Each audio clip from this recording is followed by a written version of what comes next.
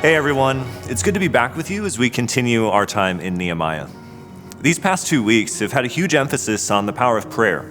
Last week, as we heard about Nehemiah stopping to pray before the God of heaven when he heard about the condition of God's people in Jerusalem, and him doing the same in seeking God's direction for how he should respond. The big idea that we've gathered around so far is that prayers aligned with God's heart are answered. And that's really no surprise, because what are we doing in prayer? We're seeking after him.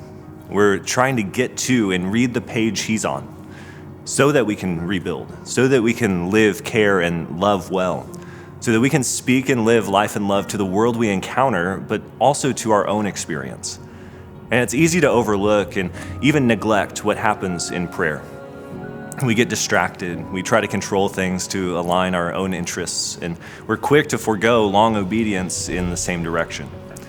But Paul tells the Thessalonians to pray without ceasing, to maintain this connection to God through prayer, because that's a powerful thing if we're going to be a part of seeing his kingdom come and his will be done here on earth as it is in heaven. And we're not going to be a part so long as we diminish the place and power of prayer.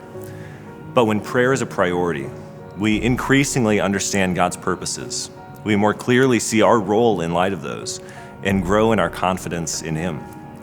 Remember that the big idea in all this is that God answers the prayers that are aligned with his heart. So that's what we should be seeking in prayer. We should be seeking his purposes. And as we confidently understand and see more of those, just like Nehemiah, we get to work. Those purposes and how God wants to move play out through you and me. But it all starts with prayer. It all starts with this connection and getting on the same page as God. Not trying to convince him to get on our page or that what we have going on is best. God will answer the prayer that seeks after him. God wants what God wants, and God will have what God will have. He's told us what he's about, and we continue to see how we can make much of that in our experience and circumstances through prayer.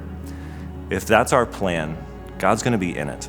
Believe it or not, God is in favor of our pursuit of him. And as our prayers are aimed in that direction, we can be assured he's going to be a part of where those take us. Let's be quick to pray.